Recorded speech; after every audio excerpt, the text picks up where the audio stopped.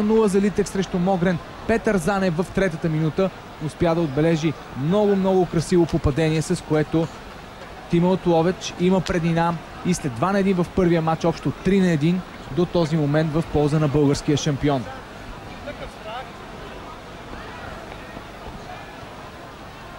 Ще се опитат да оспорва решението на главният арбитър, но няма никакво съмнение за нарушението. И така сега Светослав Тодоров зад топката.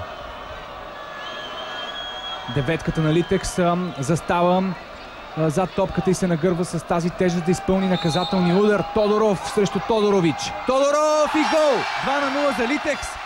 Изключително начало и на второто полувреме. Не можем да не направим асоциация с самото начало на матча. Отново ранен гол, след като Петър Занев открива в третата минута. Сега в четвъртата минута на второто полувреме Светослав Тодоров прави резултата 2-0 с едно безкомпромисно изпълнение на наказателен удар. 2-0 за Литекс.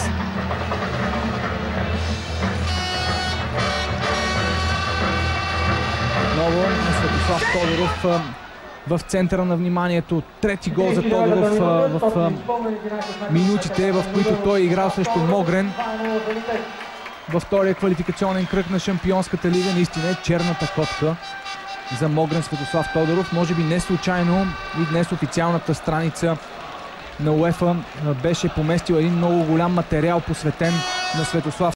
Вечер. Ето, че и Христо Янев записва името сред голмайсторите. Пропусна да направи това Тиаго Мирасема, но можем да кажем, че той свърши много голяма част от работата за този гол.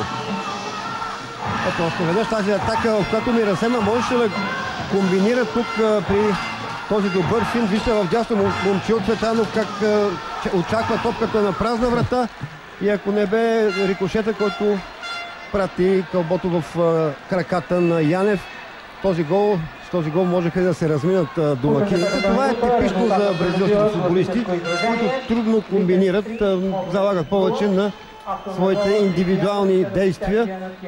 Така и Том, и Дока Мадурейра оставиха впечатление в началото на своето присъствие. След това постепенно се приучиха и към комбинативната игра. Явно, че към това ще се приучават в движение и новите попълнения.